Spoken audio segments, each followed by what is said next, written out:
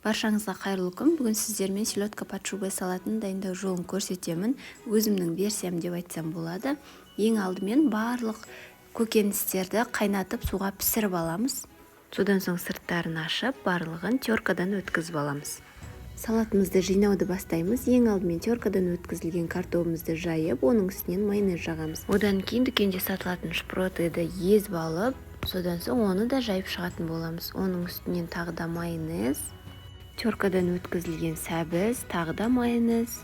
Одан кейін қызылшамызды оның үстіне де майонез жағып тегістейміз. Жұмыртқаның ақ уызы мен сары уызын жеке-жеке теркадан өткізіп, қызылшаның үстінен осы жұмыртқаның ақ уызын сеуіп жайып шығамыз. Үстінен майонез. Содан соң ең соңында жұмыртқаның сары уызымен және де укроппен әсемдейтін боламыз.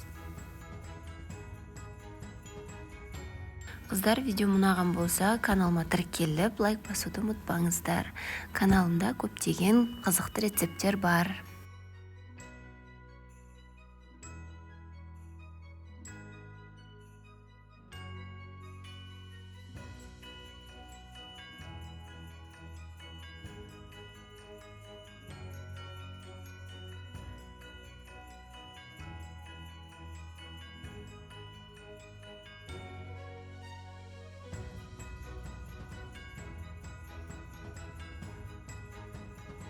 Жұмыртқаның ақ уызы мен майонезімізді жақ болған соң, кальциясымызды алып тастап, әрлеуге кірісеміз.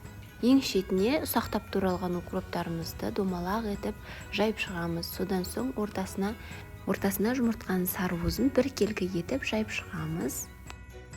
Дәл осы рецепт бойынша дайындап көріңіздер. Ұнайды деген сенімдемін. Баршаларыңызға ас болсын.